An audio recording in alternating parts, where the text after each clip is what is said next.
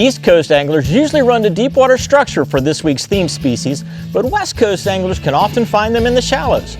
They're hard fighting, and they're also great on the plate. Get ready, because this week we're talking about grouper, here on the Florida Insider Fishing Report, which starts right now.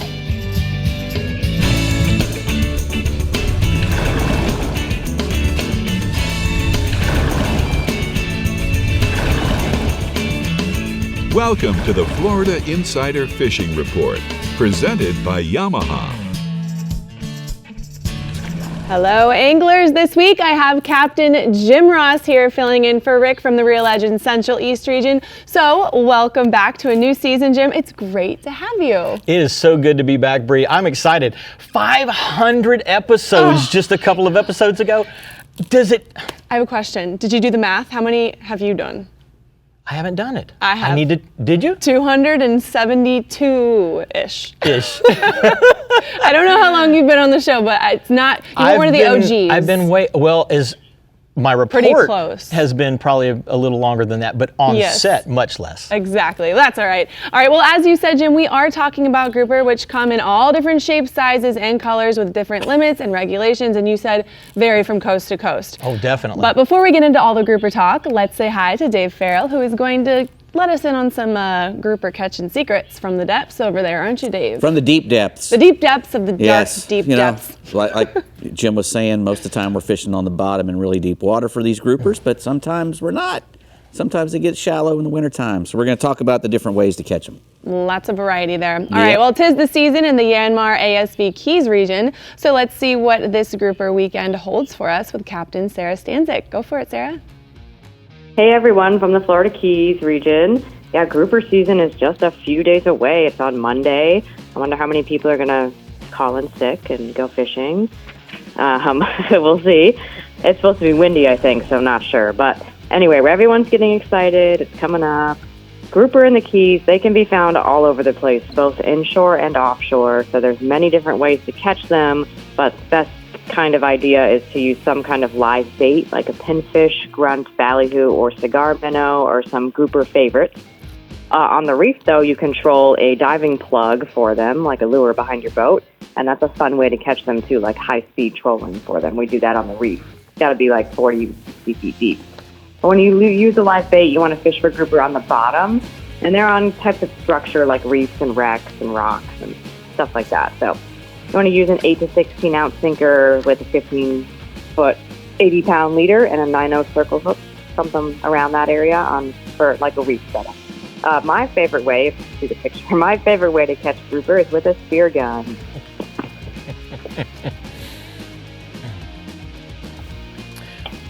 And you've got another offshore species here? Yes, also offshore, we've caught a lot of amberjacks here this time of year. In the springtime, they spawn. They can also be found on those deeper wrecks and structures offshore. Amberjacks will completely whip you as an angler. They are one of the hardest fighting, most tough fish out there. They call them reef donkeys. They like live grunts or a small butterfly tuna, bonita. Bait works well. They'll also eat vertical jigs and other artificial baits, though.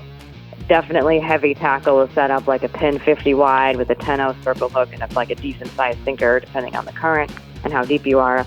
If you're using jigs, though, a big spinning reel like the Pin Slammer with 65 to 80-pound braided line on a jigging rod is a fun way to catch amberjacks. But if you jig for them, you're going to feel it the next day. They are tough. Here's a happy but extremely tired couple. They were barely talking on the dock. I was like, hey, can I get your picture? And they were sweating. I was like, you caught these 2 giant amberjacks. That was aboard the Kalex charter boat. That's funny. Yeah, they are. They're tough to get up. They were tired. Moving inshore, we've had some permit around lately. They're not huge permit, but a lot of nice size permit have been on the reef. Sorry, on the flats. We're inshore now on the reef. And it's not easy to sight fish for them on the flats. A lot of people will be bone fishing, and they'll have a nice surprise to see a permit swimming or with the bonefish or near the bonefish. So it's kind of hard to just target them. They kind of pop up randomly, but they are a nice surprise. So it's really fun to catch. They fight hard. They scream drag.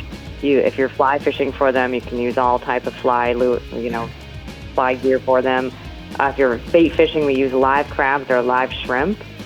But look at the photo of these guys holding 3 permit that I was fishing with, and all of those permit ate the Fish Bites artificial shrimp. Wow. Of course Those they spider did. shrimp. Those are great. They loved them. Awesome. Yeah, so you Cool don't have to have photos. live bait, people. You can use artificial, and those little fish biting shrimp, like, we ran out. They pounded on those. So here's another picture of us when we went permit fishing. You can see Rick, his boat should be in the background in the second picture. So Rick and I were on the same spot last week, and we whooped the permit back there. It was fun. Beautiful Awesome. fish. Beautiful. One more inshore species, got to be the tarpon this time of year. We're heavy into our tarpon season, springtime, going into summer. One of the most sought-after sport fish in the Florida Keys. They put up a great fight. They pull hard. They do awesome jumps. Lots of anglers flock from all over the world to catch them here in Florida. As for catching them, they'll eat many types of flies as well as live and dead bait, so they appeal to a wide variety of anglers. For bait fishing, we use live crab or mullet. Fish near the bridges or in the channels where there's good water flow. And take a look at this photo. This is quite possibly the most epic tarpon photo I have ever seen. Not only is it a huge fish, like, I don't know if it was 200 pounds or what. It looks giant. That's But insane. an awesome sunset, too. So that was caught and released by Captain Corey Nelson here in Alpharetta. Well, the only thing that's missing is a green flash, Sarah. Oh my I know. gosh. What a picture, right? That's incredible. Gorgeous. Yeah, awesome. All right, well, thanks, Sarah. We're going to take a look at the shallow sport boats hotspot region for the Keys region. Let's go, Jim.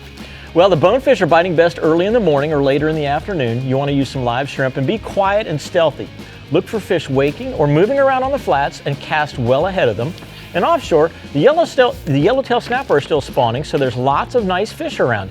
You can use liberal amounts of chum behind your boat and be patient if you're not getting bites right away. As those fish happen to be, they get pressured and they start getting a little touchy sometimes. So it's good to just ease one line back at a time. Yeah. I learned that from Randy Tao. Be actually. patient. Yeah, the first time I went was with Randy Tao. Yeah, great yellowtail fisherman. Exactly. All right, well, we've got a bunch of Keys tournaments coming up, so let's take a quick look.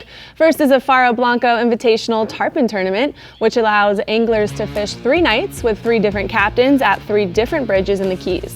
The tournament raises money for the Ronald McDonald House. Then we have the Tarponian Tarpon Tournament, similar to the Faro Blanco, where anglers fish 3 different nights with 3 different captains at 3 different bridge locations in Marathon. Next is the Nick Sheehan Dolphin Rodeo in Tavernier, which benefits a community scholarship fund and offers cash prizes, including $25,000 to the angler with a dolphin fish that breaks the state record. And finally is the Marathon Bull and Cow Dolphin Tournament, where a grand prize of at least $10,000 in cash goes to the team catching the largest bull and cow dolphin fish combined. For more information on Keys tournaments, visit flakeys.com. And Jim, there's really no time like the present, so let's see what your Real Legends Central East region is producing, and then you got to get back to your co-hosting duties with me, so Let me get to it. Well, I'll tell you, I talked with a lot of the captains in Sebastian and also in the Port Canaveral area this week, and they're all really looking forward to this grouper season that opens on May 1st in the Atlantic side. Most of the charter boats are going to be running out to about 160 to 240 feet. Those structures are going to be the ones that are holding the gags and scamps and red groupers.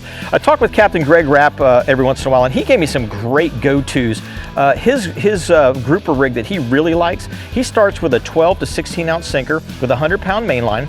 He uses 5 feet of 80 to 100-pound mono for his leader. Now, Greg was really quick to point out that your boat needs to be, everybody on the boat needs to be rigged the same size line, same size baits and everything. Because if the fish start seeing a different rig coming at them, they'll switch to that different rig. Especially if somebody on the boat goes to fluorocarbon or is using a lighter leader like a 60-pound leader. So make sure everything starts off a little heavier and then go lighter as you go through the day's fishing. If you want to jump on board with Greg or one of his really highly qualified captains, you can go to sealeveler.com and get a hold of those guys. Our other species this week, it's been really rough. There's not been a lot of boats that have gotten out, but the bigger boats that have gotten out in the Real Legends region have been finding some dolphin. Most of them are starting with rips and temperature breaks. Check your SiriusXM Marine app. That is a fantastic thing to have on your boat. You can run to those spots and find those good locations. Small naked or skirted ballyhoo trolled at 4 to 6 knots help you cover water and eliminate unproductive areas really quickly.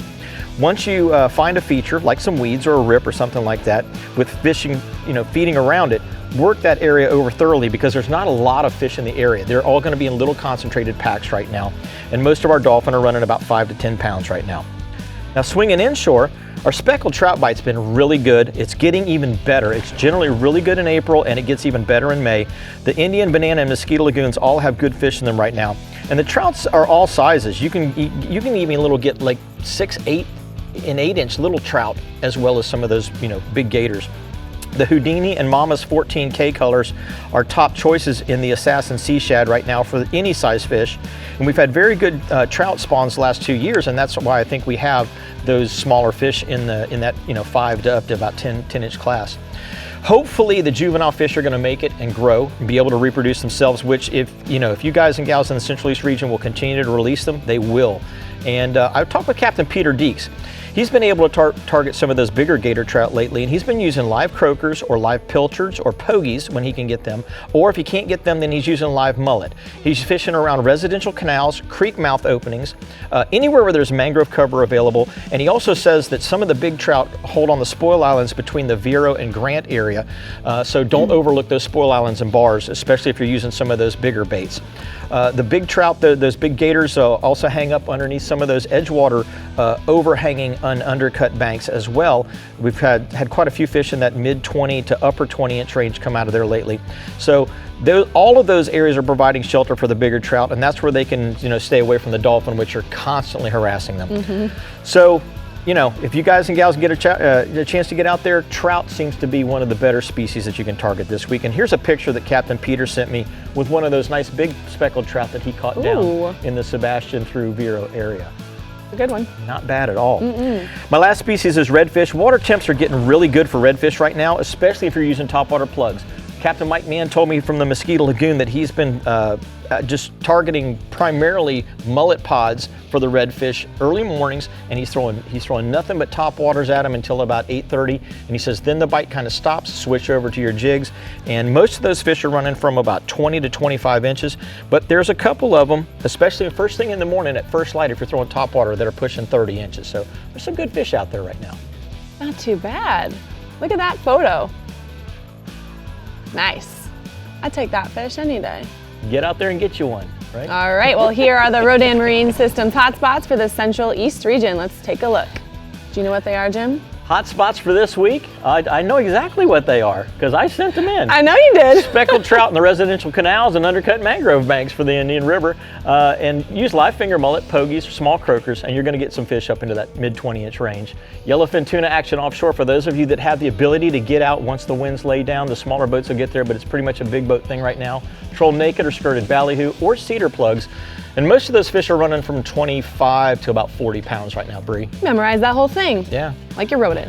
All right, well, we're checking out what grouper catching tips the Casa Vieja Southwest region is throwing at us next. But first, Dave has some tips he's throwing himself at us for some Academy Sports and Outdoors rigs and techniques at the CCA workbench. Dave, you're throwing a lot at us today. Boy, that was a lot of introduction there. It was, but you deserve it. Yeah, well, we'll see.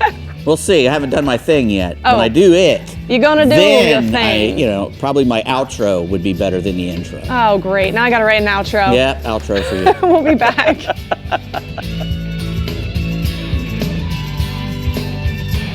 The Florida Insider Fishing Report is brought to you by Yamaha. Reliability starts here. Fenwick. Feel everything.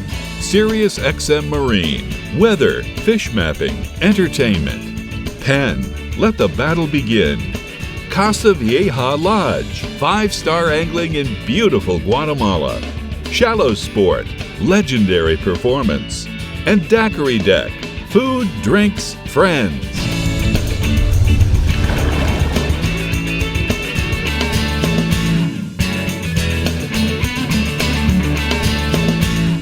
Well, we're at the CCA workbench for the Academy Sports and Outdoors rigs and techniques for grouper this week, Yes, Dave. sir. So let's see what kind of rigs and techniques we can come up with. Well, it's one of the most highly sought after fish in Florida. Oh, yeah. He's really good to eat. Everybody he fights really hard, but that's not why we catch him. We want to eat him. Yeah, we want to take him We're home. catching him to eat him because they have big, they're big fish. They get to be pretty good size. They have a lot of meat on them for their size. A lot of head, but the head makes a good thing to eat too, which a lot of people don't know. But if you that big white flaky flesh does a lot of great things well. You can bake it, you can fry it, you can put it in a chowder. It holds together. It's just a great fish to eat. And there's really four main species that we're targeting. I mean, there's a lot of different grouper species that you can catch in Florida. Right. Some really obscure ones that we have on our walls around here. But the red, the black, the gag, and the scamp are probably the four ones that we're trying to catch most of the time. And they range in, you can keep one up to a red to 20 inches tail length, a black to 24 minimum, a gag is 24-inch minimum, and a scamp is 16-inch minimum. He doesn't get as big, but boy, he's probably my favorite one to eat. That's the tastiest of the scamp bunch, that's is for a big sure. lyre tail, Yeah. you'll notice when you catch the scamp. Yep. And you can't catch more than 4 of any of those in a day. You have an aggregate, per person. You only 4 per day, and some of them you can keep 2, and some of them you can keep all 4. But you can't keep more than 4 grouper species per person per day. person, yeah. No matter what species it is, they're usually found on the bottom in deeper water, but. And they love structure. They're usually around a wreck or a reef, something a ledge, hard. hard bottom. Hard bottom. You got to have hard bottom. If you're not on hard bottom and you're not on the spot, you're probably not going to catch them. You got to be on there. Yeah. And in the Gulf Coast, as you were mentioning before, in the wintertime, they come in shallow. All grouper species do, even on our side, but they don't come in as shallow as they do on the West Coast, on the Gulf side, because it gets really shallow quick. I'm like over you. there. I'm an East Coast guy, Right. in Central Florida. Grew up there, so I went over to the Ozello area and did that shallow water grouper fishing. And I am telling you right now, that was absolutely exhilarating because you've got the same size fish that we catch out in 200 feet of water, and you're catching them in sometimes 5 and 6 feet of water, and you're throwing lures at them sometimes, and they're hitting lures. That's a heck of a bite. When you get a bite on a lure it's like you from a crossed a grouper. bass and a snook, Right. or a bass and an amberjack. When they hit, it's game changer. It's Right. that shallow water grouper fishery. And there's a lot of springs and little ledges and holes Yes. in that limestone bottom that stretches a long way out in the Gulf. So there's a lot of opportunity to do that. But what do we want to use for them, Dave? Well, usually if you're bottom fishing, you're going to be using a 4/0 like that, something with some strength. A 6 foot or 6.5 foot rod is what I would use. We used to use 9 foot rods till we figured out that puts a lot of pressure on the angler instead of on the fish. If you use a shorter rod, you have a shorter fulcrum, you can put more pressure on the fish and get them coming up to you. Which when you're bottom fishing, that's the main thing you want to do. When you hook a fish down on a grouper, you want to get him coming to you, because if he can turn his head and get back down into the wreck, you're done. Yeah. It doesn't matter what leader you're using. It's the first 20 feet. Yes. You have to beat them that 20 feet. If you don't beat them that 20 feet, they've got you. Wind, and then keep winding. That's what I tell people. And the drag's going to go at some point. Right. I mean, you hammer it down, it's going to go at some point, Right. but you just keep winding and hope that he doesn't get you back in Right. there. Don't take a break until you know you've got him at least 50 feet up off the bottom, is what I always say. Just keep cranking. And it's a good idea to use chum. A chum cage on the bottom works way better than a chum block hanging off the side of your boat as well. If you can get one of Ray Rocher's chum cages, put a big weight in there, fill that thing up and drop it all the way to the bottom on a line, it fires things up way faster, and you get to know what's down there way quicker. Gotcha. Now, my favorite thing to do is to catch a live bait where I'm fishing it. Okay, So an R&R sabiki. Right. If I'm fishing on a ledge, I'm trying to catch a live bait from that ledge. And if I pull up a nice, vermilion, a little small vermilion snapper or something, or a grunt or a big pinfish, anything that's on that reef, any of those fish that are piled up down there, and I drop them back down on a knocker rig like this with an 8/0 Eagle Claw, Circle C, and an 8-ounce weight, and a live bait, and let the grouper eat it. Let him eat it just for a second. It'll run. As soon as you see it running off, lock it up and start winding, and wind, and get him coming to you. You want to use like a 50-pound braid on your main line. If you're going to be fishing on the bottom, you always want to use braid because you can feel everything. Yeah. And between an 80 to 100, or sometimes a 200-pound leader depending on where you are fishing and what kind of groupers you're fishing for. Sometimes if I'm up off, out here out of 250 feet of water fishing some of those cones, I'll get bigger leader because I can expect to catch a 40 or 50 pound grouper sometimes. And 250 feet of water, you're going to need some good leader because he's probably going to get you back down in there before you can get him out. So hopefully we'll let him get in there a little bit and then pull him out. So I'll use like 200 pound. I got one here some big rigged up. Stuff. Huh? Yeah, I got like one that. rigged up here with 200 pound and a big hook. So you're going to be able to jerk him out of there. Hopefully get him out of there, even if he gets his head down. But sometimes you don't. And that's another thing. You got to figure you're going to lose some stuff. You're going to lose one or two. That's for sure. Yeah, exactly. Well, might lose some stuff for sure. There's a whole lot more. There's a whole lot more that we could talk about, but we got to go. So where are we going next, Brie? All right. Well, we're seeing what everyone's been reeling in off the coast of the Casa Vieja Southwest region. So let's check in with Captain Ronnie Houston. Well, like always, Jim and Brie, it's always a pleasure being here. You know what? There's no shortage of groupers on the southwest coast of Florida, and I'm telling you right now, it's outstanding over here. Probably the most common fish are for the reds, the gags, and the scamps. Now, they can be caught throughout the year, and you can start as close as 20 feet and on out to 200 feet. Now, depending upon the weather, especially right now, spring through summer, guys can get out there in a bay boat and get this done, especially spring through summer with most of your moderate days. Now, the most common reports I get are anywhere from 65 to 115 feet, and you're fishing structure or hard bottom. But the further you get out past 100, the fish seem to be bigger. Now, the shallower depths, you must go through numbers of fish really to get keepers, unless you got some spots really zoned in. Baits can vary. Cut baits on the bottom seem to be easier, starting off with squid, but cut herring, sardines, and bonita, just to name a few. Live pinfish, grunts, and sardines, like they mentioned just a minute ago. But being on the bottom is going to be key. Now, you can catch them or find these fish by simply drifting and then dropping back or anchoring up, or if you've got some spots figured out, just get out there and anchor up. They can also be caught in artificials, bucktails with squid, and a lot of guys right now are starting to play with that vertical jigging. That also works well. And I got a couple pictures of some fish caught in the last week while fishing with Captain Mike Avedon, and there's plenty of other good captains over here that run you offshore and get you your limited groupers. Still on the offshore side of the permit, it has been hot from Marco to Sanibel, according to Cap Mike Avedon. A dozen bites a day are not common right now presently. On your fair weather days, structures like towers, wrecks, and artificial reefs. Key baits are going to be the live crabs, or are going to be best.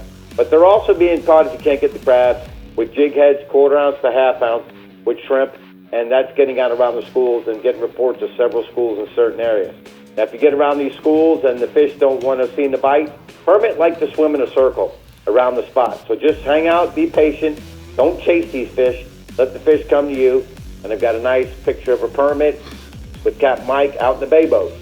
Before I go inshore, got to give a big thanks and shout out to CCA for the last year of all their restocking programs and renourishing programs, but also want to thank them for getting ready for the 2023 season from May through September with plenty of awards, prizes, and scholarships for the kids. The guys keeping out for that CCA star starting out in towards the end of May. The inshore side, Captain Corey McGuire is telling me the redfish bite that seems to be improving to the north from Punta Rasa right now to Jug Creek on the higher water. Now, he's telling me fishing points of islands, coves, areas of deadwood, especially in areas with roaming mullet on your higher tides. Now, on them higher tides, cut baits skipped underneath the mangroves. You got to get them baits back underneath there. But also, chumming with pilchers out in front can also work to draw the fish out from the back of the mangrove. Now, you can also fish on your lower stages in troughs and potholes. But also, you try to look for bait or roaming schools of mullet in the area. But right now, schools are starting to pop up all through the north end of the region. This is the time of year for them. Fish are also being caught on a variety of artificials, especially them schools like the Berkeley Jaywalker and chrome and bone, quarter and a half ounce gold spoons, and a variety of 4-inch paddle tails bounced in troughs and potholes on the bottom, on low water. And I got a nice picture of a redfish recently caught with Captain Derek Dappin down in the Florida Everglades. Very Last nice. species is going to be the largemouth bass. Now, this fight is happening throughout the whole region, and the reason why is water levels are really low. So right now, walking the canal banks, golf courses, lakes, rock pits, especially on the lee sides of those areas. Now, you want to look for fish busting or cruising the edges, or even hitting areas of bait on top of the water. Try to catch these fish in top water slugs, past the edges like Berkeley Chapos, or something with props to attract these fish. your Bass Assassin Die Dapper, swam on top, hooked weedless, and the RSB worm works very well hooked weedless. If you don't see the fish tight to the banks, you want to fish the drop-offs. You can use spinner baits, chatter baits, and crankbaits, and also watermelon or black and blue Cinco. Right now, if you want to catch bass by simply walking the banks, take advantage of this bite before the rain raises the water. Once that water level comes up, then fish then tend to move out. I got a nice picture of an event I fished over the weekend, actually fishing a local lake HOA community with 3 big lakes. We had 30 captains. Mostly everyone got a limited bass for their College County Police and Fire. It's a great event, so get out right now, walk them banks early in the morning, late in the evening, catch you some largemouth bass. Great report, Ronnie. I appreciate it. We're the Serenity Bait Company hotspots for the Southwest region. Ronnie says tarpon along the beaches and passes from Marco to Boca Grande. Check along the shadow lines of the bridges at night as well for those fish. And then offshore, mangrove snapper from Sanibel to Stump Pass in 80 to 100 feet of water. Chumming and dropping back small cut baits is working best there, Brie. All right, well, time is running out to mark your calendars for the CCA Homestead Banquet and Auction coming up next week already, I love May that 4th. event. Me It's too. a great event. At the Pavilion Harrisfield Park from 6 to 10 p.m. Tickets include dinner, open bar, live band, a 1-year CCA membership, along with auctions, raffles, and so much more. Tickets sell out fast, so make sure you jump on this opportunity to have some fun, while of course giving back to conserving Florida's marine resources. Yeah. Can't believe that's next week already. It's know. crazy, time's flying by. All right, well, we're getting our reports in from the Dynapack Southeast and Fish Bites East region when we come back, so keep letting those lines out, and we'll be right back on the Florida Insider Fishing Report. Okay, okay, I'm Jim's here, back. I'm here. He's here. The Florida Insider Fishing Report is brought to you by Power Pole, Total Boat Control, Berkeley, Your Fish, Our Science, Bahio Sunglasses, Blue Light Blocking, Radically Clear Lenses, Sea Sucker, Easy On, Easy Off, Incredibly Strong, Blue Water Outriggers, everything for your outdoor adventure, Kubota, Together We Do More, and Yanmar ASV, a leader in compact equipment. Welcome back, everyone. Jim, Rick is actually joining us in television spirit, so let's see what he found at a recent boat show. Hey guys, as you can see, I'm here at the boat show, and with me from Yamaha is Lucy Berg. She's a product specialist. And Lucy, we're introducing a new Big 450. Why don't you tell everybody about it? Hey Rick, yeah, we are excited about our 450. We have more horsepower, it's breathing better now. We also added some conveniences to this motor to give our boaters more confidence when they're on the water, so they have to think less about controlling a boat and more time having fun. One of those things we've added is the total tilt feature, which you might remember from the 4.2 liter. I do. That's the double tap of the up button, right? And the motor comes up by itself, double tap down, and the motor comes down until it makes trim rim contact. So what about the steering? Steering is integrated steering. It's plug and play, works automatically with Helmmaster EX, and the customer doesn't have to think about it. Immediate response to the joystick. When you introduced the 425, the one feature that everybody loved is how well it went in reverse. Is this motor the same thing? Same robust lower unit with that thrust enhancing reverse exhaust system. So it's basic physics. We're rerouting the water above the anti-ventilation plate so that the propeller under 2,500 RPM is getting clean water. So it's a more efficient reverse grab. You know, on a lot of our big center consoles, we've got lots of toys that take a lot of electricity. What about the charging system on this motor? Right, so this has that award-winning phase angle control charging system that gives us 96 net amps at idle. So that is stackable as well. So every motor will add 96 net, amps, and that's net at idle. So that's all that power is available for the fishing and entertainment equipment at idle. Nice. So one other thing, we got, it looks like, what is this on the back of the cowling here? Good eye. This is a safety feature. This is our prop light that indicates that the prop is spinning during our set point features. And this is now an option on the rear panel of our XTO. This gives our customers the option between that or drilling holes in the transom for that same safety feature. So guys, if you have any questions about any Yamaha outboards, you can simply go to your local dealer, or what website do you want them to go to, Lucy? You can go to YamahaOutboards.com. There you go, guys. You know, Brie, that reverse feature where the exhaust is rerouted above the prop, my new boat just came with that. It is a game changer compared to the older styles. And I was accustomed to running my boat in reverse a lot. Right. With the older styles, the new one, it grabs and it notice pulls a you big back. difference? It's amazing the amount of difference that not having those bubbles in the prop wash makes. It's a great feature for backing down. Upgrade. All right, the Dynapack Southeast region is ready for opening day, so let's see what's been let go to grow. Talk to us, Jimbo. Hey, Bree, Jim, and Dave. You know, the grouper, they've been left alone for the last few months, so they should be hungry when that season opens on May 1st next week. Now, the main grouper species that we target here in the Southeast region are black, gag, and red groupers. And there's a few different ways to go about catching them. And one of my favorites is to troll deep diving plugs over the top of the reef in anywhere from like 15 to 50 feet of water. Any big deep diving lure will work, depending on how deep you want to have one of the 15 footers or 20 footers. But you can also fish a rig ballyhoo behind a planer or a wire line outfit that'll get your bait down into that grouper strike zone. Now, best trolling speeds are 3 to 5 knots. You want to use medium to heavy tackle and a tight drag.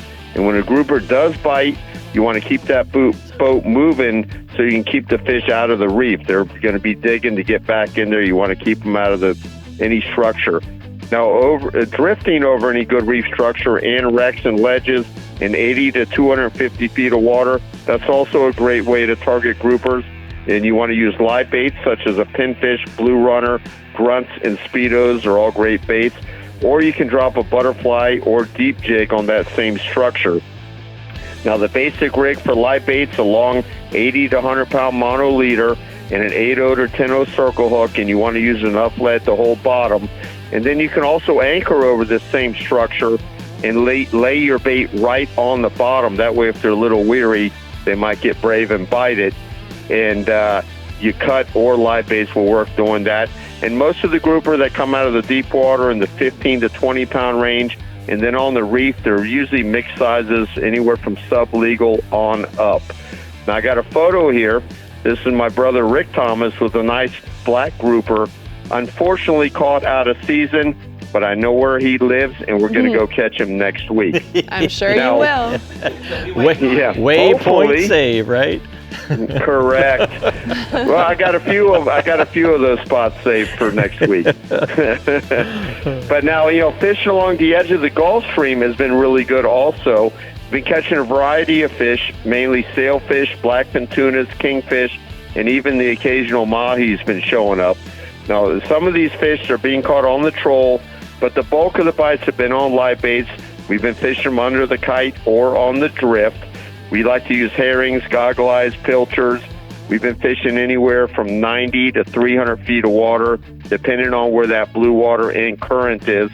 We've also been getting bites in the green water, but that blue water in the current is where it's going to be much better. It's also a great idea to put a live bait down either mid or even on the bottom. Got a shot at a kingfish down there, cobia, or even a mutton snapper, and we've even had some sailfish bites down on those midlines as well. Got another photo here. This is Mike Black with a 20-pound king that we caught off Miami earlier this week on a live pilchard. That king was out in about 150 feet of water. Nice one. Now, moving inch, we'll take anything we can get. You got that right. Now, moving inshore, our tarpon report's pretty much the same as the last couple of weeks. We've got tarpon around the bridge and dock lights at night, also in and around the inlets. Now, around the bridges, look for those tarpon feeding around the shadow lines on the outgoing tide. Best baits have been live crabs and live shrimp. And if the water's real clear, you also might want to scale down with lighter leaders and smaller hooks. All the fishing around the bridges and the inlets taking place in the late afternoons and into the evenings. But during the daytime, some of these same tarpon, they're being caught in and around some of those deeper holes throughout the bays and different areas throughout the intercoastal waterway. And those fish in the daytime, they're eating live crabs, live baits, as well as swimming plugs and even flies. And then we've also got some big sea trout coming up in the flats of Biscayne Bay, also throughout the intercoastal water in both North and South Biscayne Bay. Now, these big trout, they're schooling up to spawn.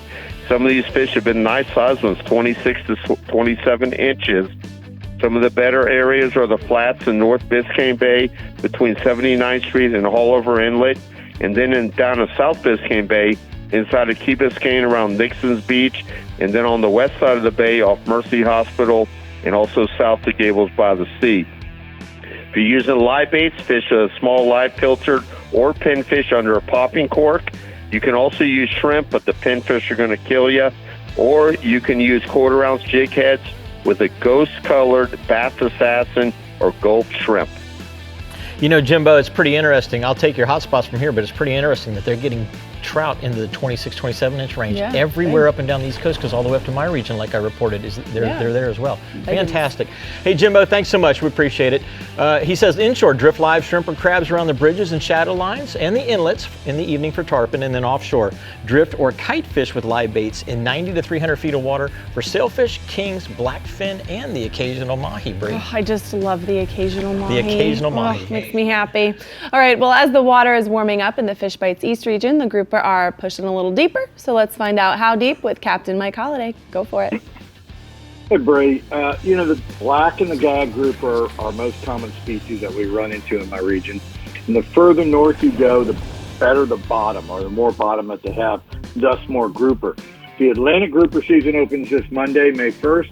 We'll see a lot of the hardcore bottom fishermen working places like the 6 and 8 mile reefs off Stewart, the Rankin and the Mullifin wrecks, and that open area of reef inside of the Oculina Bank.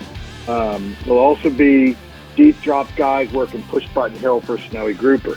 And we target in my region with live or dead pinfish, redfins, grunts, or goggle eyes on 50 to 80 pound tackle, 60 to 80 pound leaders, and a 7.0 to 9.0 circle hook, and really just enough weight to hold bottom. You can also use 6 to 10 ounce white jigs with a glowworm on it, or a 6 to 8 ounce, 10 ounce jigging spoon, and do pretty well. Average grouper in my region is going to be 10 to 20 pounds. I have a photo of a nice grouper that Bob Paray caught. He got that, just a nice gag grouper. He caught that on the 8 mile reef, and that fish ate a live sand perch. The other thing we got going, April and May are two of the best months to target kingfish in my region. And we're seeing some huge fish being caught right now. In last weekend's Fort Pierce King Mackerel Invitational, there were 13 fish over 40 pounds that were weighed in, including 3 fish over 50 pounds, and the big fish, which was a 64.5 pounder. Those are giant kings. The majority of those fish were caught in Palm Beach County along the edge of the reef, anywhere from Jupiter down to Palm Beach on the edge of the reef. But the fish are spread out all the way up to the north. They're on the Loran Ledge in Hope Sound, the 6 mile reef in Stewart, and the offshore bar just south of Fort Pierce, and then they're on the beaches on the west wind days. And with kingfish, big baits catch big fish, so everything from a 2 pound bluefish or blue runner to a live goggle eye, threadfin mullet or pilchard. Put them out on a R&R titanium wire rig, or fish them on that triple hook monofilament Palm Beach rig. The average kingfish in our region is going to be 10 to 20 pounds. I have a photo, young Dylan, Kenny St. Cyr, hoist that nice king. He caught straight out of Jupiter Inlet. They got that on the edge of the reef, and that fish ate a live pilchard. He's so cute. Look at them shoes, too. Right? Woo. All right, are we going inshore? So I'm going inshore. So all right, inside, in the last week, you see a big push of pilchards, threadfins, and mullet. That's got the snook fired up in the rivers, in the inlets, and along the beaches. There's been a great nighttime bite in Fort Pierce Inlet and around the docks inside the inlet and around the Coast Guard station. At the same time, the seawall bite in the Loxahatchee River and the St. Lucie River is lighting up right now for the guys throwing topwater plugs or die-dappers at first light, and then live mullets are in the middle of the day. And then with all this rain that's forecasted this week that we've been getting the last few days and should continue through the weekend, there's a good time to grab a saltwater assassin Artemis shad and head to the spillways, and you'll get your shot at the big fish over there. The inshore water temperatures are in the high 70s, so along with the influx of bait, it makes for optimum conditions for throwing topwater plugs along the shorelines. On the beach, a live mullet or a copper juice colored 4-inch sea shad will get the bite. Average snook's going to be 5 to 15 pounds. And I have a photo that Captain Chris Britton sent me. He was fishing the mangrove shorelines in the Indian River when they got that big snook. And that fish ate a mullet head on the bottom, which is kind of crazy. Very nice. Tell us about the pompano, Mike. Yeah, we're on the tail end of the spring pompano run. Fish are migrating north through the area. The beach bite has been insane. Some anglers are catching their limits in the first hour. Places like Hope Sound Beach, Tiger Shores Beach, Normandy Beach, Blue Heron Beach, all those beaches have fish right now. A lot of the fish have been in close to shore, so you don't have a 14-foot rod and cast to that outer bar to reach the fish. Sand fleas are still difficult to find, so the majority of anglers are either using shrimp, clams. Some of the guys are catching ghost crabs and using a crab leg, but most of the people are throwing fish bites, easy fleas, strip baits, and the average pompano is 1 to 2 pounds. Very nice. Very, very nice. Well, tell us about the bass. What's going on in freshwater this week, Mike? Yeah, all the rain we've had this week has the water flowing in the canals of Dade, Broward, and Palm Beach counties. That's fired up the peacock bass bite. The fish are pairing up the spawn and making beds along the shoreline. That makes for outstanding sight fishing in places like the C100 and C13 canals.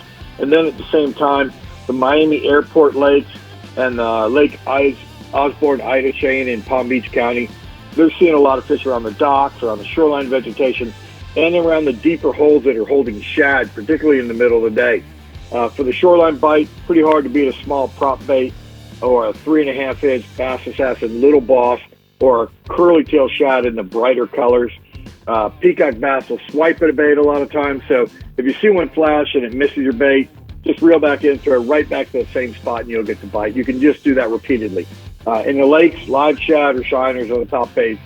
Small lipless crankbaits will also get the bite. The average peacock right now, 1 to 4 pounds. Well, thanks, Mike. Appreciate that. I tell you what, it's peacock bass.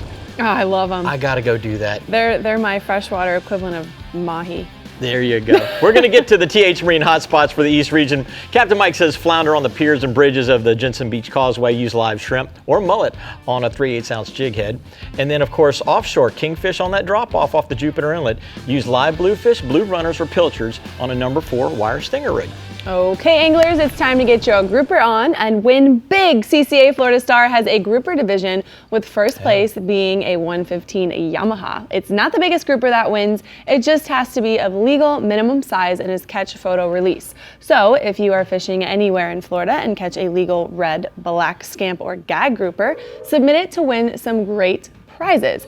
Go to ccaflstar.com for more details and to get registered like those folks in those photos. How about that? Yeah, and what's nice is you can start before the tournament and still get prizes. So that's a great thing about the CCA tournament as well. That's a good point. We need to mention that more often. All right, the Discover Crystal River Northwest region is flexing its grouper reeling muscles next. But first, Dave has some Taco Marine new product flexing to do over at the CCA Workbench. What do you think this thing is? Ooh, Take a guess. Take a guess. Take a guess. A revolver type something. A spaghetti sorter. We'll find out. No, we'll find out when we get find back. out. An organizer?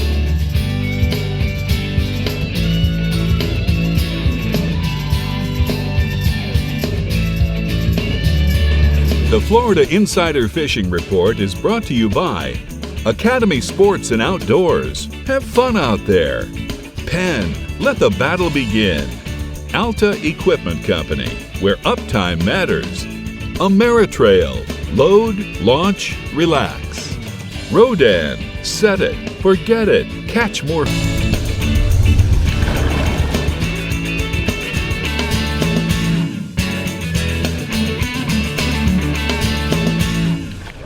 Well, we're back at the CCA Workbench with Dave, and it's the Taco Marine Trolling the Edge segment. So let's see what kind of new products that we have. Well, we're going to start Dave. with my favorite island lure of all time. right. I love the Sea Star. I've always loved it since I came out with the original one a long time ago. This is the Sea Star with the new octopus skirts. They have rubber skirts. If you realize, if you remember, most island lures come with the nylon hair skirts. Right. But this is the new ones with the rubber skirts. They're called octopus skirts. And like I said, it's my favorite one. It's got a little jet head. It's got that little rounded bullet-shaped head that gives a really tight wiggle, even if you have a ballyhoo in there behind it. I mean, it gets a really tight wiggle on the top, and it comes up and pops and smokes really good because it's got those jet holes all in the front there. And it, it's 6 3/4 inches long, weighs 1 1/2 ounces. It's perfect for a ballyhoo. I like to run it short on the short line, right up close to the boat. Wahoos love it. Like a flat line or a short flat rigger? line. I run it on the flat line. Okay. I usually have a clip on the transom that I run it off of, and Wahoos love that thing. I troll the black and red one all the time with the nylon skirts, and it gets pummeled. Well, what have we got here, Dave? Well, you got to go to shopmirrorlure.com to get you that Island Lure Sea Star. Next, we got the spool mount leader holder from Sea Sucker. This has a built-in spring tensioner right here, so you put your leaders on here and you suck this thing down, and you can have 3 different size leaders on there. Put your leader spools on there. Okay. It's got a 4.5 inch Sea Sucker vacuum holder, and it keeps it where you want it. You can do it horizontal or vertical. Off the side of the console or on the top. You just pop that thing down, suck it down, and it will not move. Yeah. And you can put a big size spool in there as well. So that spring tensioner keeps everything tight, so it doesn't go spinning out of control. Your leaders don't go flying around all over the place. Everywhere. And you can just pull off up to 3 different size leaders on there. So perfect. Seasucker. Seasucker.com to get one of those. Next, we have the top shelf marine products. This is the Battle Wagon bucket. Most buckets that we used a long time ago had the big wire handles and a little, maybe with a little plastic handle in it. If you have anything in it, very hard to carry when the wire handles. Really hard on your hands. These rope handles are great for your hands. Not only that, when we used to make our rope handles, we used to drill a hole through the side, but these have the transition from the rope handle that's integrated inside. This is an insert. This is that insert from Trolling Mate, the thing I said, what the heck is this thing? Well, you put your rigged lures and stuff in there, Gotcha. And drop them down in there, and it keeps everything separate. When you have a bunch of rigs, with a bunch of mono and wire and whatnot falling around, you can put them in that thing and from Trolling Mate. Well, and the other thing that's nice about this is instead of them getting all tangled in the bucket and then you trying to figure out what's what. Yeah.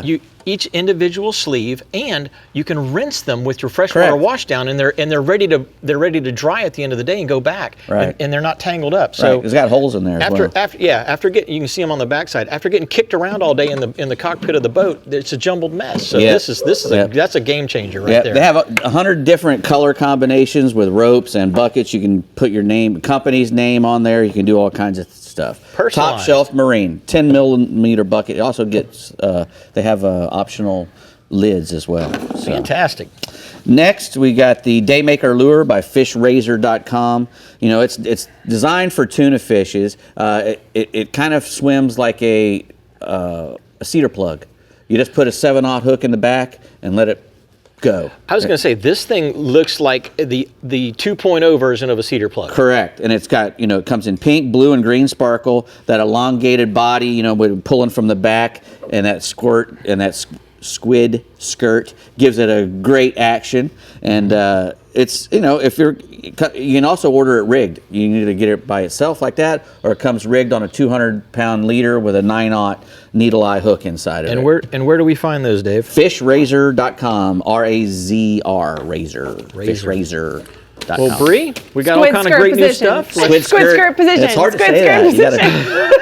You gotta watch out. You're gonna say something naughty. Where can we take this to the next? That's a good question. The next place. Yeah. The Discover Crystal River Northwest region might just come in on top when it comes to catching all different types of grouper. So let's check in with Captain Jeff Hageman and find out why. Hag, put us on the gags. Grouper can be found throughout my entire region. Our relatively shallow coast, rock limestone bottom. We have a great grouper fishery up here, probably one of the best in the state. From inshore to nearshore to offshore, fish can be found on flat limestone holes, rock piles, ledges, high relief structures, and wrecks. Pinfish and pigfish are some of the favorite live baits out there. Sardines and squid are some of the favorite cut baits. As far as artificials go, butterfly jigs, lip plugs are 2 great ways to catch them. We've got gags, we've got carbos, reds, Capt, yellow edge, snowies, kitty mitchells, warsaws, and Goliaths on our coast. They can be found in depths anywhere from 4 feet of water on out to 700 feet of water and beyond. Heavy tackle is a must, high-speed reel, heavy action rod, 50 to 80-pound mainline fluorocarbon leaders, 100-pound test. Small butterfly jig outfits are getting real popular on our coast with 80-pound braid. They're getting more and more popular. In the wintertime, and even right now, we've got some great shallow water grouper fishing. Fishing the shallow is 6 feet of water from Bay Pit to Wackasassa Bay. Fish being caught on heavy spinning gear, throwing swimming plugs and jigs and big poppers over these rock piles. And the shallow water grouper, there is nothing like a shallow water grouper as far as a fish that folds. I got a photo here from Captain Rob on Big Nasty Charters of a big carbo. Look at that. Beautiful. Fish there. Beautiful. And speaking of inshore fishing, Captain Gary Bartels of Ozilla Keys Marina reports a great catch and release gag grouper bite right now. Due west of Homosassa, 9 to 12 feet of water. He's fishing structures like rock piles and ledges using 3 feet, a 50-pound fluorocarbon leader, a 7/0 hook, and a free line pinfish just drifted back to the structure. And I got a photo here with his client Jesse with a nice 29-inch shallow water gag grouper. Not too shabby. I'm ready for dinner. I know. Me too. Keeping with Captain Gary Bartels out of Ozilla Keys Marina, some great snook action right now on the outer St. Martin Keys using live mud minnows, throwing them over underneath overhanging mangrove branches, 4/0 hook, 2 to 3 feet of 20-pound fluorocarbon leader. It seems to do the trick to get them out of there. And then moving down the coast, Captain Jimmy Huddleston of Ozilla Ozona Fish Camp repeats a good snook bite right now on the beaches, starting to get hot with fish from 15 to 20 pounds, ranging and staging around the points and drop-offs where the current's strongest. Live baits such as thread fins, grunts have been the best option to catch these big breeder-sized fish in the clear waters off the beaches. Sight fishing single cruising fish on the Swash Channel is also producing a lot of fish with Jimmy. Most of the smaller males are grouped up on the inside of the passes and take free line sardines or small pinfish. And I've got a stud of a snook Jimmy caught next to me the other day. Snook fishing out on the beach. Start casting to those big snook out there. That is so much fun when you get one that size to bite. Well, tell us about what's going on in Steinhatchee. Moving to Port St. Joe first, Captain Lee Thompson of Shallow Seas Charters out of Port St. Joe reports the flats right now on the top of the tide, and has been the best couple hours just before the falling of the tide. Trout and reds are favoring artificial baits over live baits right now. As soon as the water changes temperatures a little bit, all those pilchers will start move in, and that'll change. Moving to Steinhatchee, Captain Bobby Brandley, fishing Florida saltwater flat fishing, reports a good trout bite right now. Great spring bite is getting fired up with lots of trout in the flats. 3-inch baits are doing a great job with a slow presentation and 3 to 4 foot of water. And I've got a great photo here of Captain Bobby with a nice trout. Boy, that is a nice one, Jeff. Well, I tell you what, thanks a lot for that report. Man, some great grouper pictures from Jeff. Oh, yeah. We'll take your Ozilla Keys Marina hotspots for the Northeast region from here, Jeff. Inshore snook on the outgoing and incoming tides. You want to look around the beaches and passes. And then offshore, mangrove snapper bite is pretty good in 20 to 50 feet of water. You want to be over those high relief structures. Free line and live shrimp or a small sardine down there for bait. And Jeff says use a lot of chum. I was just looking behind the bench for a paper towel to clean up all the drool from the know, grouper. I'm ready You're so to hungry. eat. I don't know what it is. Me too. Grouper does it just does things to you. It makes you drool. All right, it's time to show your support for Florida's fisheries with the Conserve Florida Fisheries license plate. For just $25, proceeds for the redfish tag support protecting and enhancing Florida's saltwater marine resources, habitat restoration, water quality, and coastal environmental education. Get this stunning addition at your local DMV or visit redfishtag.com for more information. I know I'll be grabbing one of these beauties. I'm going to go out on a limb and saying my CCA Florida tag is the best looking tag in the state. All right, well, you said it. This one's pretty. All right, the Startron Central West and Seasucker Panhandle region is coming up next, so get ready to drag that grouper out of its hole. But before we go, scan that QR code on your screen and make sure you scan it right now to get exclusive access to our live audience sign up throughout the season and all of our social media channels, plus our YouTube page, Captain Rick Murphy, with new videos dropping every week. So stay hooked and we'll be right back. The Florida Insider Fishing Report is brought to you by Startron. Start, run, and store with Startron. Berkeley, your fish, our science. CCA Florida, the voice of recreational anglers for over 35 years. Tin Cup, Mountain Whiskey. The Florida Keys and Key West. Come as you are. Diamond Fishing Products. Our reputation is on the line. Murphy's Law Sport Fishing. Book your trip today at murphyslawsportfishing.com. And Strike Back Zone. everyone in the Startron Central West region. Groupers are the star of the show, so let's see how Captain Jeff Page and company are getting them to the boat. Hey, Page.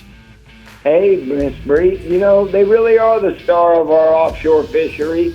We have a lot of species here we catch offshore, but grouper probably is the #1 mainstay as far as a year-round targeted offshore species. And you know, it probably starts with the red and the red and the gag first, and then we have a lot of other available groupers in our region, being like the Goliath, and then as you get out deeper, the Warsaw and the Kitty Mitchells, Yellowtails, and then we even have a lot of the true black grouper, which get bigger than the gag. That being said, depth of water varies according to the time of year and water temperature, but pretty much to catch good solid grouper over structure, you want to be in at least 70 to 90 feet, and then it's on out. You can get out in 150, 200 feet of water for some of those bigger, deeper water species. #1 bait would probably be a box of frozen sardines, but a lot of the guys like to stop on their way out and sabiki up pinfish, grunts, and then you can also sabiki up big threadfins and pilchards as well. Those are great live baits for the grouper. And then let's not forget the box of squid, because more times than not, that comes through in a pinch. Some of the rigs they use are Carolina rigs or knocker rigs, anywhere from a 1/2 ounce to 3 ounces of lead. And then don't be surprised if you see a lot of guys trolling in the fall, especially in the ship channels and your deeper ledges with lip plugs that'll dive, you know, anywhere from 15 to 30 feet deep. And that's a really good pattern for targeting gags later in the year. Tackle, 8,000 size spinning reels or bigger, or 6.0 conventional, you know, with 20 to 30 pound class rods will get the job done. And I've got a couple photos tonight, both from Captain Tim Noe of Gulf Shore Ventures. The first one is of 2 happy young anglers with a pair of red groupers. And then the second one is of one of his clients with a really nice Warsaw grouper from, again, out in that deeper water. Staying offshore, the permit bite, our water temperature, Jimmy, is up in the low 80s, and the permits are floating on top. We've had some really calm mornings, and they're anywhere from 7 to 11 miles over structure from Anna Maria south down to Inglewood. Good to have at least a dozen pass crabs, which have been pretty easy to dip net the evening before on the inlets from Longboat Key Inlet south to Venice Jetty. And you can usually dip net a couple dozen pretty quickly on that outgoing tide. Now, Captain Jason Stock reports that he's been doing real well freelining them, but if it's a little choppy, he puts a split shot just a little bit up above the hook, and he likes to use a 3 or a 4.0 circle hook. I've got a really nice photo from Captain Jason Stock of a nice permit that they just caught recently. And those are some Pretty. beautiful fish. Tell us about the inshore bite. All right, well, I know everybody likes a redfish, and I've been getting good reports from down south. Guys have been catching them along the oyster bars from Burnt Store south to Pirate Harbor, and then also at the mouth of Bull and Turtle Bay on those oyster bars and Mangrove Islands. And it's been on the higher stages of the tide when the fish have been more predictable. Live pinfish or pilchards will get the job done, but if it's into throwing lures that you like, tough to beat a 1/4 or a 1/2 ounce Johnson weedless gold spoon. And the thing Rick Murphy taught me is to stay with a constant reel. Don't vary the retrieve so much. He likes to get it going as fast as he can without breaking the surface of the water. And I seem to agree with that and keep my tip low so it does run down a little bit. Got a really nice redfish photo tonight from last week when I had the crew in town. That was so much fun, Paige. Thanks so much for taking us out that day. That really was a lot of fun, Dave and Rick and you. And my last species tonight is the Silver King. You know, the tarpon fishing's firing up. Since I've done my report, more fish have shown up. So I'm just going to add to that from Venice north, they're really starting to show up, especially in the morning when the winds are down. You can see the fish moving slow or not moving at all. Throw a free line crab with anywhere from 60 to 80 pound fluorocarbon leader, and you're going to get a bite. Now, with this cooler water, it's still only in the low 80s, upper 70s. It's not uncommon to see a group of fish, and they'll go down, and they won't go anywhere. They'll be still right there. Give them a few minutes, they'll come up. The other day it happened to me. I stayed with them, and I got a bite. So my last photo tonight is a really nice tarpon with a happy client with a master from down in the south part of my region, Captain Danny Latham. Awesome. Well, thanks so much, Paige. We appreciate that report. Awesome report from the Central West region right now. But we're going to go to the hot spots. And Jeff says you want to use the sea suck or the daiquiri deck, where you guys just got to go to. We did. I know daiquiri deck Tarpon very are well. starting to cooperate on the Boca Grande Pass and along the beaches from Venice south to Stump Pass. And then offshore, lots of cobia holding on the nearshore 1 to 3 mile artificial reefs from Sarasota north all the way up to Egmont. Okie dokie, the sea sucker panhandle region definitely catches their fair share of grouper, but you better be ready to up the drag and crank them up fast, right, Pat? Hey, Brie, I tell you, the groupers, they like to stick on the bottom. And, like snappers, groupers are certainly one of the most sought-after bottom fish in the Panhandle region.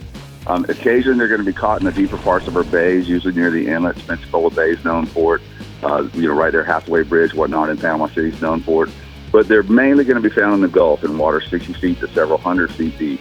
Definitely structure-oriented, whether it's natural structure or man-made structure. You want to, for bait, use live or butterfly baits fished on the bottom. You want your lead bouncing the bottom as the boat rolls in the swell. And octopus, either whole or half, make an excellent bait that grouper have a hard time resisting. It's a really good tough bait. But also, like I said, butterfly baits, pinfish, live baits, cigar minnows, herons, all make great baits. But after you get the bite, critical to get the fish off the bottom as soon as you hook up. They're going to run up into a hole if you don't, so use heavy drag and a lot of pressure. Panhandle, we have gag groupers, red groupers, everyone's favorite for eating the table fare, scamp grouper, awesome to eat, but also different deep water groupers like yellow edge. And we're seeing more and more Goliath groupers on our nearshore spots. So grouper fish is definitely a popular pastime or hobby or whatever up here in the Panhandle. And there's a really cool photo of Andrew, also known as Grasshopper, Andrew Dover, with a fine gag grouper he caught while fishing on the family boat Muscle Memories out of Destin, Florida. So that's a pretty nice copper belly right there. Ooh, that's a nice arm workout, that's for sure. Tell us about the swordfish, Pat. About that, Jim. Swordfish, and they're staying offshore. It's a great time of year for daytime swordfish in the DeSoto Canyon and along the steps. You want to pick a nice day, use your bottom machine or your mapping software to find some irregularities on the bottom in 1,200 to 1,700 feet of water.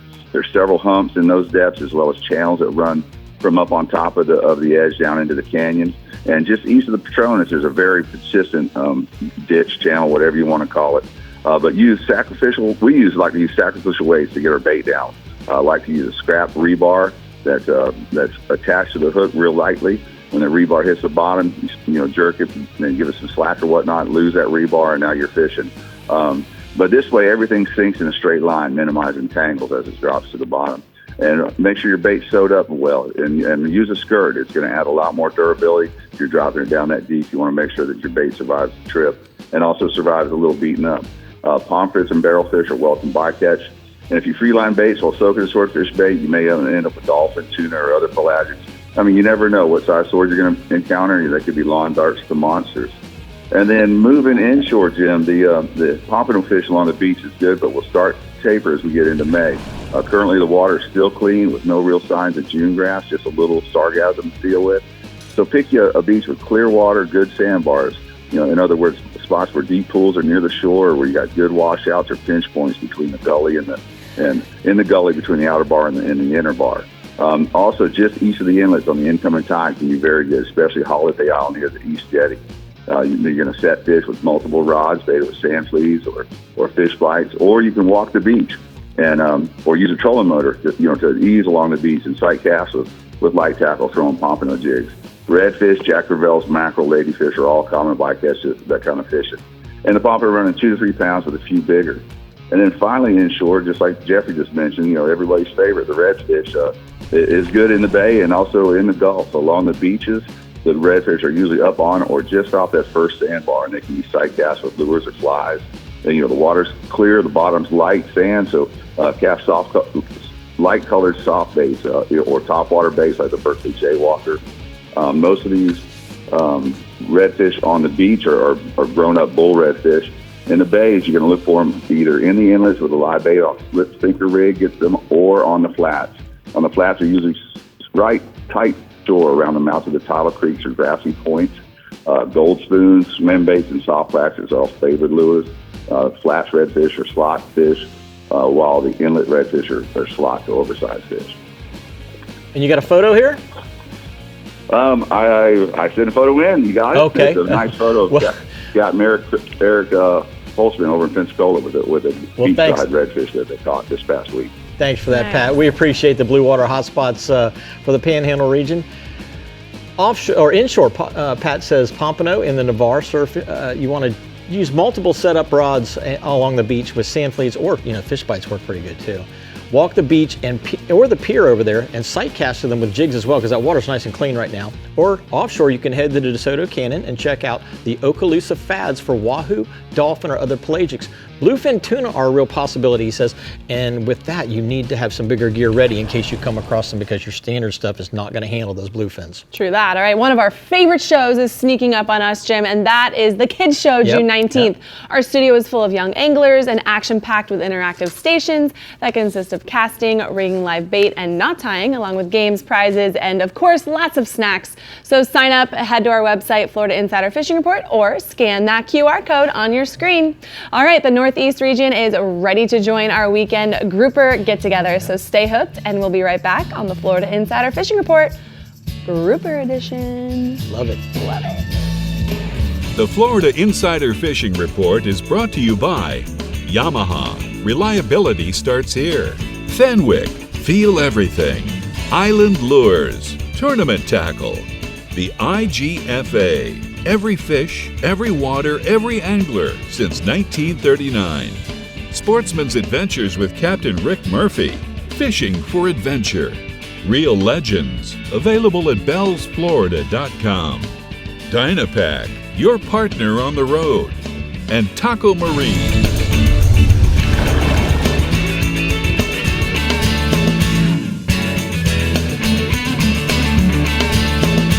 All right, guys, today's power pole tip is what I call the springback. In bass fishing, a lot of times I'm looking for bass on beds, I'm looking for underwater grass beds, structure, and as I'm cruising around and I see something real close to the boat, the worst thing you can do is reverse the trolling motor. I'll use the power poles to spring me back. Check it out. Like right now, there's a nice little patch of grass with a bed on it. Power poles are going down, power poles are down. I'm letting the boat load, letting it load up. Now I spring it back, power poles up. Let the boat get the weight of the boat and bring the power poles up. Now look, I'm back. I haven't touched the trolling motor one time. Now if that's a fish on a bed right there, which I can see the bed, I didn't spook him, okay? Didn't have to hit the trolling motor. Now I can redeploy the power poles. I'm in the perfect position now to catch that fish. So guys, that is your power pole tip of the week. Now that's a good tip. You ever heard that one? That is a great tip. The springback. Yep. All right, Captain Tommy Derringer is on the line now with some tips that will definitely help your opening weekend grouper game in the Northeast region. Go for it, Tommy. That's right, Brie. I'm all about that springback too, man. That's a good tip. Grouper is a favorite offshore species here in my region. You can catch them year-round, but late winter into spring is probably going to be your best bet at a grouper. And I know a lot of anglers, they're pretty dang excited about the opening of the season here coming up on May 1st. And you can find the bigger grouper typically on the offshore ledges, the reefs, and the wrecks. The groupers are going to hold on just about any kind of structure. But I say this every year, a lot of times the smaller ledges and the smaller little live bottom areas are going to hold some of the bigger grouper. The grouper guys always tell me that you do have a much better chance at a really big fish if you find that smaller live bottom that not everybody else is going to be fishing all the time. Now, you're probably not going to mark a lot of fish on those bottoms, or on that bottom, but your machine, but if you find a small ledge or a piece of live bottom out there, it's worth it to drop down and see if anybody's home. Now, I spoke to one of our grouper experts, Captain Adam Jeffrey from the Real Dream. He tells me they've been catching some nice groupers the last couple of weeks as bycatch when they've been fishing for some snappers. Captain Adam said his favorite baits are going to be live pinfish, grunts, sardines, or even a big Boston mackerel, although he says he'll always go for the live stuff first if he can get it. And he says once the season opens up, he's going to target that 120 to about 190 foot depth, 100-pound test main line to a fish finder rig with about 10 foot of a 150-pound leader and a really stout circle hook. That's the typical setup. You got to go big for these fish. You're going to want to upsize your tackle if you're fishing around heavy structure, and you can downsize it a little bit if you're over some live bottom. Now, if you're looking to catch a big grouper, definitely give Adam at the Real Dream a call this season. He's always on them, and I've got a photo here. This is one of Adam's happy clients aboard the Real Dream with a monster of a gag grouper. That's a beautiful fish. Gorgeous. All right, now also offshore, guys, the mahi, they're making a good showing this week throughout the region. Captain Jason Hatch has been bringing back some big fish to the conch house this week. There's a lot of weeds out there. Just go out there, look for a weed line near the stream, troll around it. You're going to find some mahi. Also look for flying fish and other baits near the surface. The average size has been pretty good. Those mahi, they've been about 8 to up to even 20 pounds. It's a great time of year to get out there and chase some of those guys around. Now, moving inshore, the redfish bite continues to be strong throughout the region. There seems to be a lot of big upper slot fish, even some over slot fish up shallow right now. Now, there's a couple of local tournaments this past weekend with some slot fish weighed in over 8 pounds. Those are like Louisiana-sized fish. They're big. Now, we're back to the early high tide cycle this weekend. That means it's going to be an awesome time to toss the topwater plugs. Now, we've steadily been catching some big redfish and trout on that Berkeley Jaywalker 120 over the past few weeks. Just find the bait schools. That's where those redfish, trout, and even a few snook are going to be hanging out. Once the tide backs out, head to the creek, toss a mud minnow or a shrimp on a jig in those deeper bends, and you're going to find some redfish. And I've got another photo. My buddy Brett sent me this picture of his daughter Paisley with a nice redfish that she caught back in one of those creek holes. Nice job, Paisley. Oh, good job. Go, girl. Tell us about the snook. Yeah, this is such a great time, Jim, to target snook in my region and your region too, I'm sure. With the water temperature on the rise and more finger mullets showing up every day, it's definitely time to chase down some of those snook. The south end of the region from Daytona to Flagler Beach has been great, both in the backcountry and around the docks and the bridges at night. Now, in the backcountry stuff, toss a topwater or a subsurface plug under those lower light conditions first thing in the morning right before dark, and then a saltwater assassin paddle tail when that sun's up a little bit higher. Now, the creeks and the flats west of High Bridge have been a hot spot this week, and the outflows around Tomoka have also been holding some nice snook. I spoke to snook whisperer Eddie Cabler. He's been catching some huge snook, at least for our region, up in Jacksonville over the last couple of weeks. Now, he's been tossing some diving plugs in some deeper water in the St. Johns River, and he's coming up with some fish that look like they belong down there in Jimbo's region or something. And I've got one last pick. This is the man, Eddie Cabler, with a 38-inch stud snook that he caught in Jacksonville. That's a big old snook for us. Mic drop. Boom. That is absolutely amazing that they're getting snook all the way to Jacksonville that size at this early in the season. It's just, it's awesome. Uncanny. Tommy, thanks so much. Fantastic Northeast region strike zone hot spots are this. Snook on topwater plugs at first light, as Tommy was saying. Check the creeks and canals around the Tomoka Basin. That's in the south part of the region. And then for offshore, mahi and blackfin tuna near the ledge. Look for flying fish around the weed lines. There's been a lot of flying fish offshore right now lately. Oh, yeah. So those are hot spots. It's just like finding the mullet pod inside. Yeah. If you find the fish, if you find those flying fish offshore, stay around those flying fish. They're going to draw those mahi in. Exactly. All right. Grouper go-getters, there are no ledges, holes, or rocks unturned. So we expect you to get out there this weekend, catching them up. Stay with us so we can tell you what we're bowing to next week on the Florida Insider Fishing Report. That's a cheat. That's a cheat. I Come know, on now. I totally gave it away. We'll be right back. All right, guys, next week, if you couldn't tell by what I said earlier, we're talking tarpon. So make sure to tune in. And don't worry, Rick will be here next week. That's his favorite. Tarpon. That's his favorite little fishing. He wouldn't miss that. Yeah. Redfish tarpon, I think, in order of succession. Yeah. Guys, so real quick, how do you like to eat grouper? I like a sweet potato crusted grouper. Pan-seared myself. But a lot of people don't I'm know. not sure there's a bad way. No. Okay. I make a casserole out of it. Ooh, Yeah. something different? Yeah. Eggplant with eggplant. And then there's not a bad way, so you There's just not a go bad for way. Sounds it. horrible, but it's really good. I'm sure it's not. Jim, thank you for joining us. We know it's hard to just kind of jump in here and play Rick, but you did really well, so thank you. Thank you. Guys, thanks for tuning in. Make sure you get out there this weekend and catch some grouper. See you next week. Bye.